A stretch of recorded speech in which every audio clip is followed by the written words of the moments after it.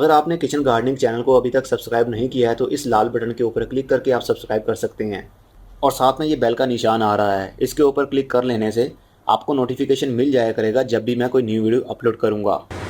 अस्सलाम वालेकुम मेरे दोस्तों, सजनों और बेलियों। मैं हूँ इजहार अहमद और वेलकम करता हूँ आपको किचन गार्डनिंग चैनल पर। और उम्मीद भी रखता हूँ कि आप सब लोग खैरियत से होंगे, फिटफाट होंगे, अच्छे से कामों में खूब अच्छे से बिजी होंगे। आज एक और नए सवाल के साथ हाजिर हूँ। आज का सवाल है आशा का। ये पूछती हैं, सर मैंने रोज़ प्लांट की कटिंग लगाई थी ऑरेंज वाले छोटे छोटे फूलों वाली, तो 5 से 6 दिनों के अंदर ही वो ऊपर से सूखना शुरू हो गई है, इसकी क्या वजह हो सकती है?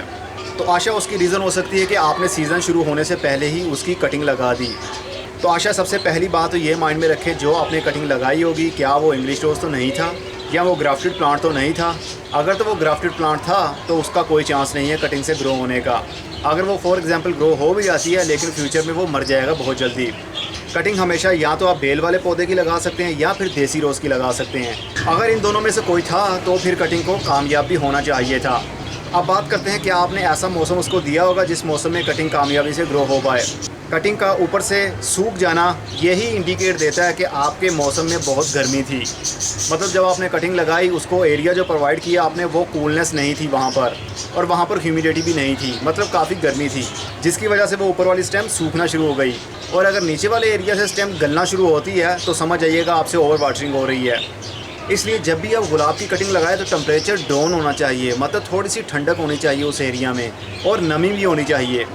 ऐसा नहीं है कि नमी आप उसको प्रोवाइड कर दें लेकिन उसको कूलनेस ना दे सकें। अगर आप कूलनेस उसको नहीं देंगे तो कटिंग कभी भी कामयाब नहीं होगी गुलाब की। और कटिंग आपने जिस भी मिट्टी के अंदर लगाई है, जैसी भी सोइल के अंदर लगाई है, लेकिन उसके अंदर कंपोस्ट और काऊ डंग नहीं होना चाहिए और ना ही कोई खाद मिक्स होनी चाहिए, क्योंकि कटिंग लगाने के लिए हमें किसी भी खाद की ज़रूरत नहीं होती। ओनली मिट्टी, सैंड या फिर कोकोपीट या फिर पीट मोस का यूज़ किया जाता है।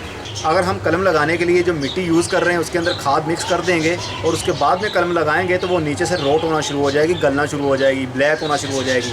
लेकिन आप कह रहे हो कि ऊपर वाली साइड से वो ड्राई होना शुरू हो गई, तो इसका मतलब यही था कि अभी मौसम ठीक से शुरू नहीं हुआ था।